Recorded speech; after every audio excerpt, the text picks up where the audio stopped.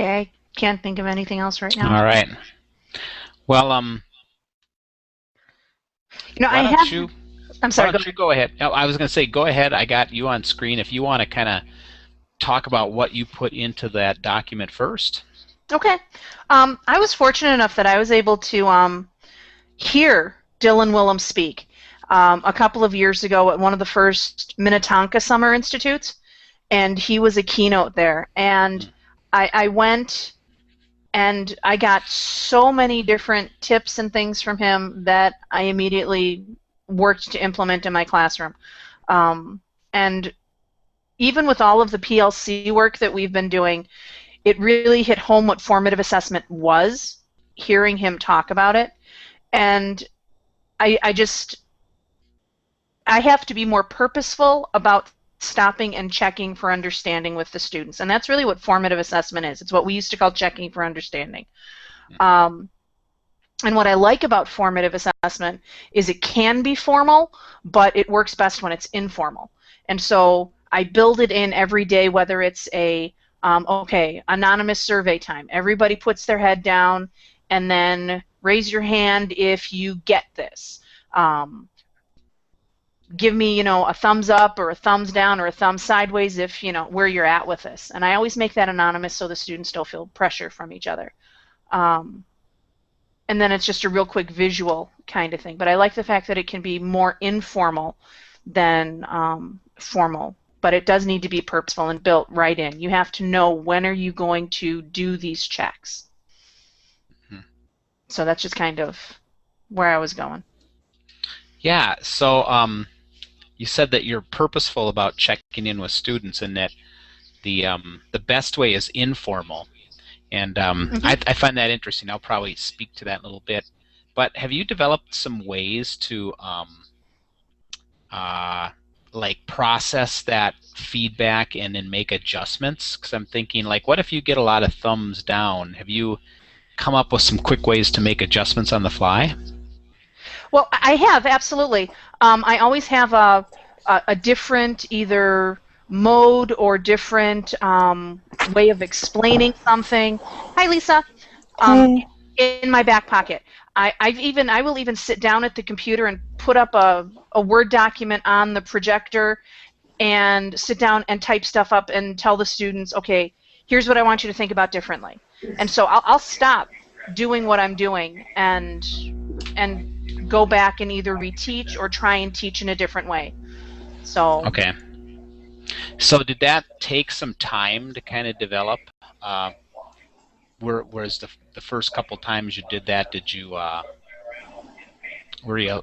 I'm projecting myself into your situation. I could see checking for understanding and then saying, "Oh, okay, thank you," and then not knowing what to do next.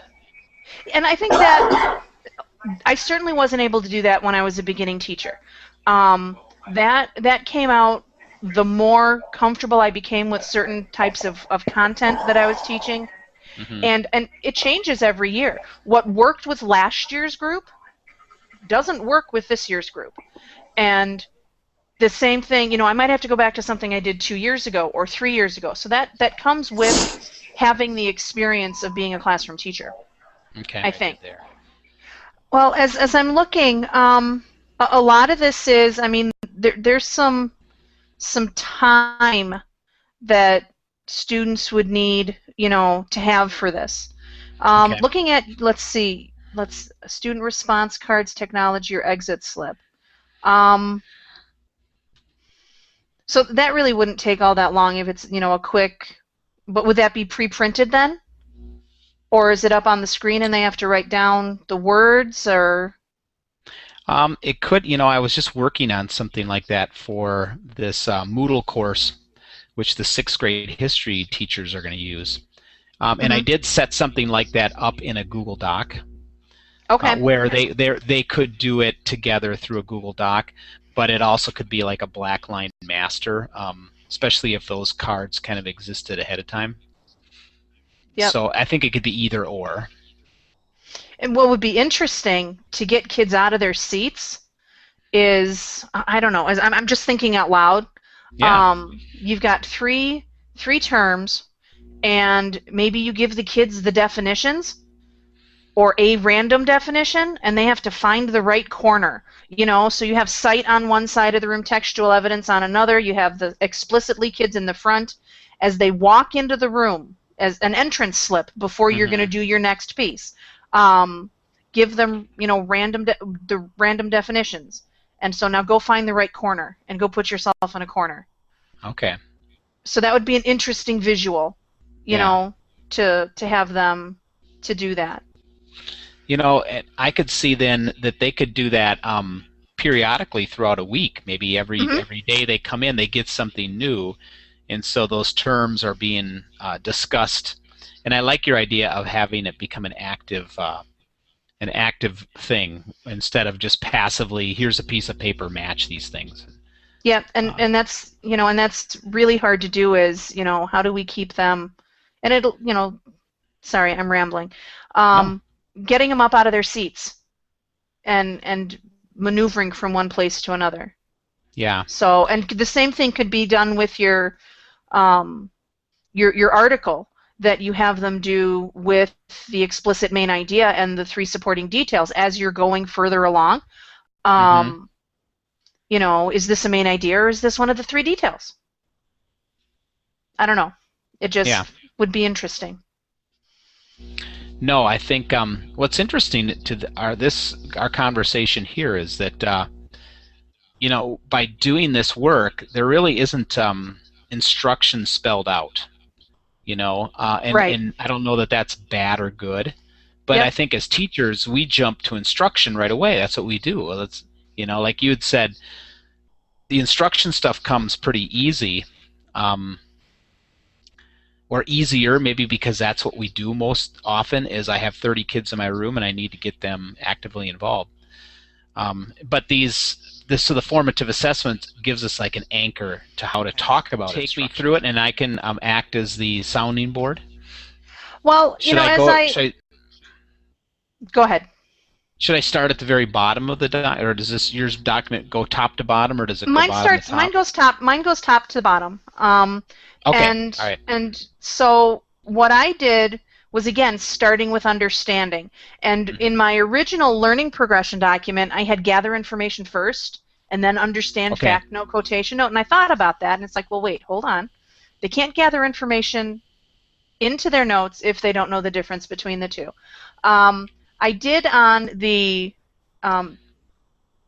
document, the formative assessment document, I did put in the comments how I would do the formative assessment for this. Yep.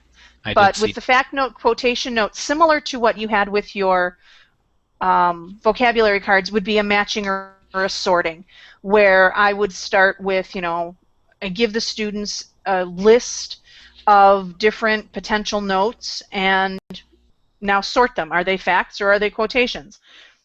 And it wouldn't be quite so much so simple as, fact notes are just numbers and everything, and quotations have quotation marks.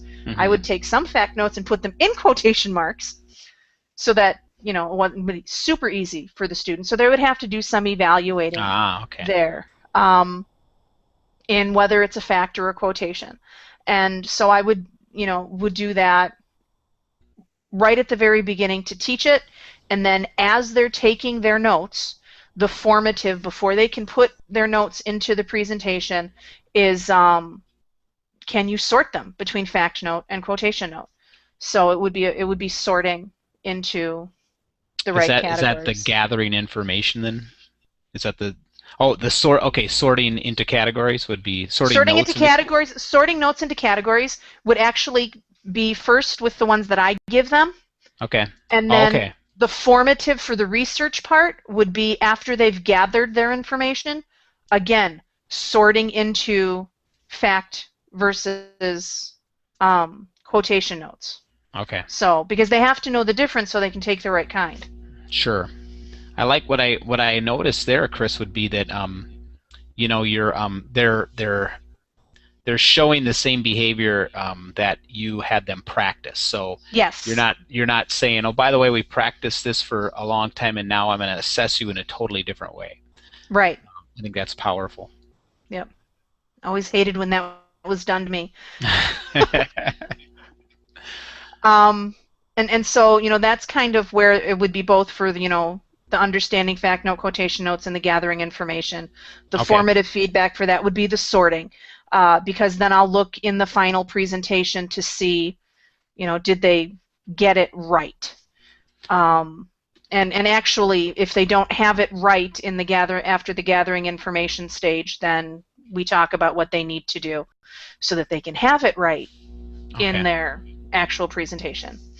And then going down to the parenthetical and works cited information, this is where I mentioned that starting next year, I'm doing works cited completely differently. Yeah, I saw that. Because we have access to EasyBib. EasyBib is fully integrated into Google Docs right now, Mm-hmm. and all of the databases and online encyclopedias that we use, we have our media specialist put together a Moodle course with all of those resources for students to use. And so what I'm going to have them do is they're doing this now while they're doing the research or after they've done the research, Mm-hmm. is they're going to open up EasyBib, they're going to share their work cited with me, and as they're taking notes, they find a source, they're automatically going to create their works cited in EasyBib.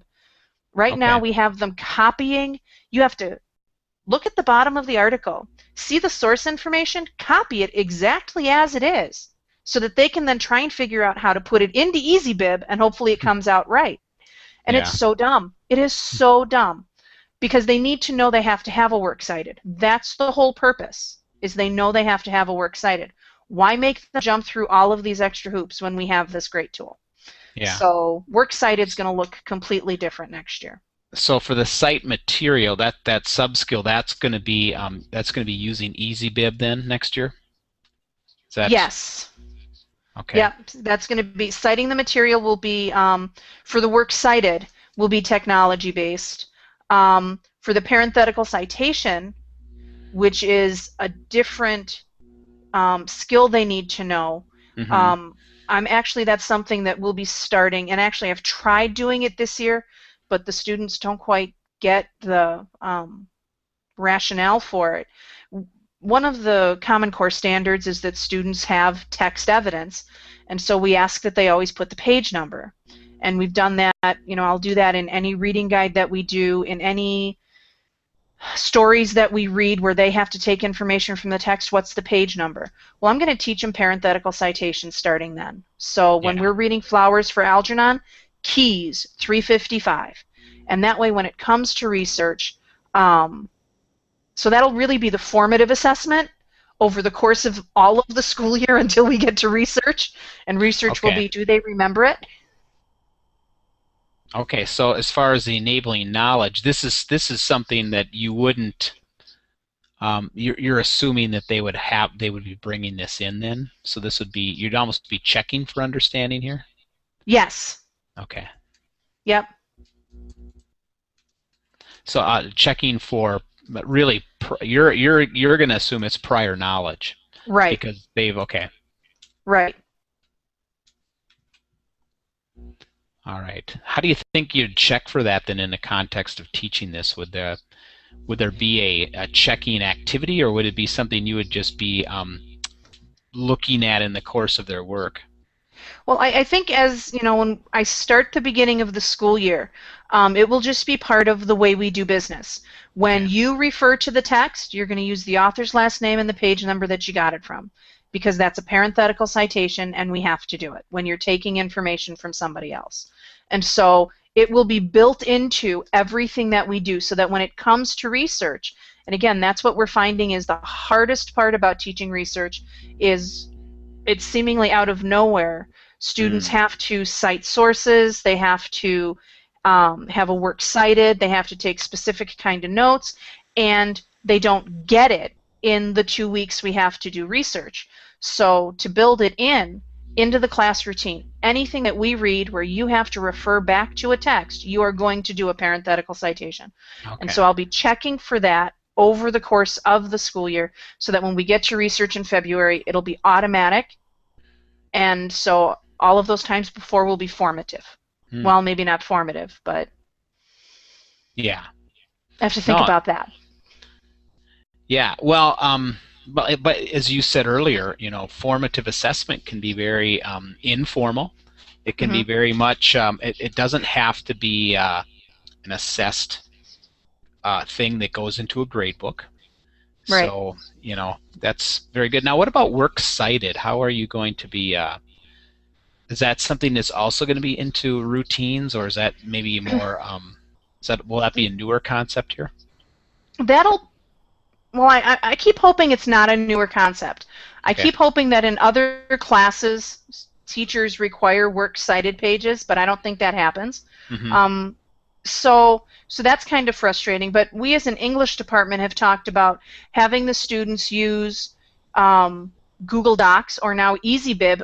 Every story we read goes into a works cited. Um, and so Oh, okay. again, same kind of idea as they would for the parenthetical citation is it's something that it's just the way we do business. You read something, you know you're going to be doing work with it, you're going to put it in your work, you're going to put it in EasyBib. So, Okay. and that also is kind of interesting because then that builds for them a literature list of what they've read. Think about how cool it would be if they start one in 7th grade and they just keep adding to it Hmm. through 12th grade. It'd be interesting. Yeah, it'd be So, neat. I think it'd be neat to look back at and say, "Wow, I didn't realize I have been to all these places, these different books and works of literature and right. things." So, And also all of the oh, nonfiction pieces that we've started doing. So with Common Core, we're doing tons, bringing in all sorts of different articles. So, yeah. So on here, really, these understandings are you're hoping that you've built an understanding earlier, and that you would just informally check to see that that they are carrying that forward into this new assignment, which sometimes doesn't yes. happen. Kids don't always transfer. No, And no, then they don't generalize well. and citing material then would be, but they have been citing, correct, with the parenthetical citations. So Right. this And are you have, this yep, so citing material here is more or less more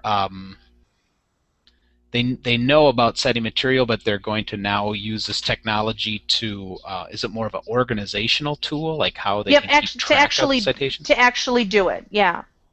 And I don't know, maybe I mean they're going to have to understand what the two terms are.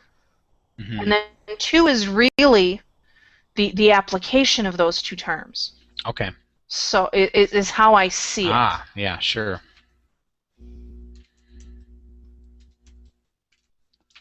Yep.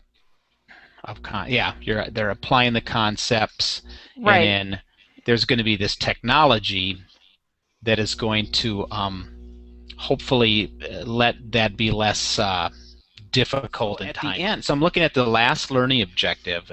So Yep. this is actually sharing their results Right. um, in some sort of a final product, Yep. and then you Uh, have go ahead. no, go ahead. I'm sorry.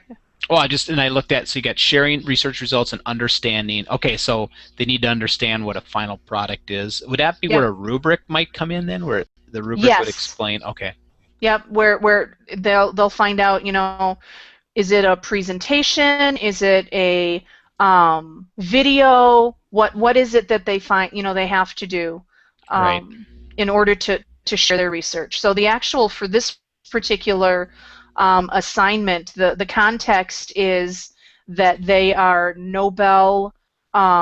they are scientists who are experts in their field, and they are candidates for the Nobel Prize. And so their research is presented to a committee who's going to select the Nobel Prize winner. okay. So And the audience has to listen, and we do select a Nobel Prize winner. So okay, so this is when the authentic context comes into play.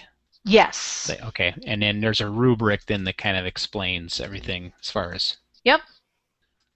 Do they There's get this? actually Go ahead. there's actually 4 rubrics. It's Oh, assessed in 4 different areas. So, okay. but yes, they do. They have the rubric ahead of time. I always give Okay. the students the rubric ahead of time. So at the very beginning, they know Yep. where they're heading. Okay, obviously, yeah, Yep. very good. Yep. Okay. And I do that because when you're giving the assignment to the students, and I'll run it as a packet or as a one-page document kind of thing. Some of the very specific behaviors or things that they have to do can't be Hmm. outlined in the narrative of what the assignment is. And so that rubric comes in very specifically with, if you want a 4, you have to do the 3 stuff plus this and this. Right. So So, and the share results, how's that different than the final product? And is that a um, it's either the students are going to be doing a formal presentation to the class, or they're going to blog about it, or they're going to share with a small group, or they have to go home and tell their parents, and the parents have to give feedback. okay? So really, the So share is an audience. There needs to be some sort of yes, audience. some sort of audience. Okay. Now, how do you because when I'm looking at this, it almost looks like this is kind of the end summative. Is there any kind of a formative check-in on like the sharing and the final product and things like that?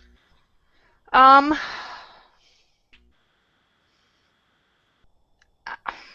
Other than walking around and answering their questions, no. I Okay. guess I don't have a formal formative assessment for that final product.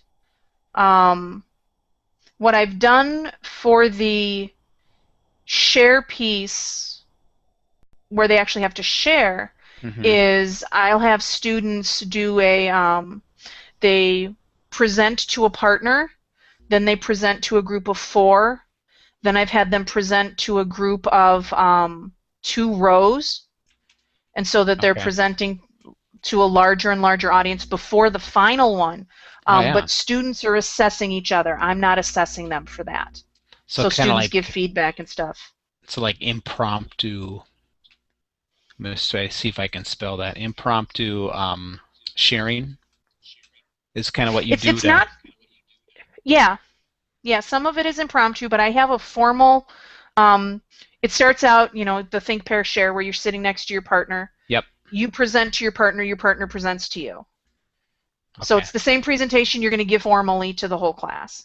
Okay. And then in a group of 4, you present and it also helps to build confidence for the students because it's not presenting to everybody right away.